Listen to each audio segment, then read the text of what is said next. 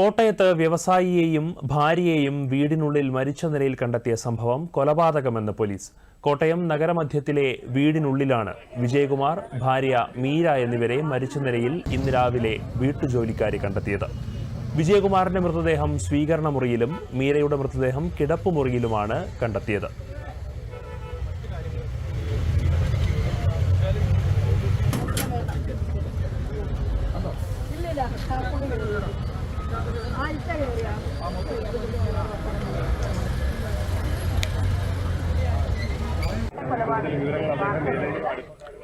കൊലപാതകത്തിന് പിന്നിൽ വ്യക്തിവൈരാഗ്യമെന്ന് സംശയിക്കുന്നതായി Kottayam SP A Shahul Hameed പറഞ്ഞു. കൊല്ലപ്പെട്ട വിജയകുമാറിന്റെ മകൻ ഗൗതമിന്റെ മരണവുമായി ഇതിന് ബന്ധമുണ്ടെന്ന് ഇപ്പോൾ കരുതുന്നില്ല.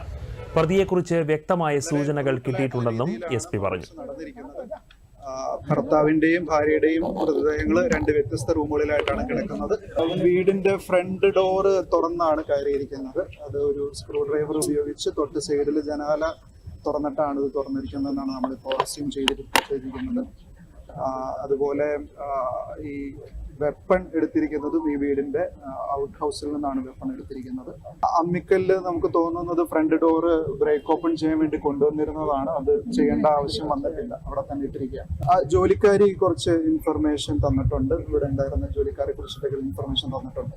മകന്റെ മരണമായിട്ട് ബന്ധപ്പെട്ട് നിലവിൽ നമുക്ക് വേറെ സംശയങ്ങളൊന്നും ഉണ്ടായിട്ടില്ല. അത് 2018 സംഭവിച്ച ഒരു മരണമായിരുന്നു.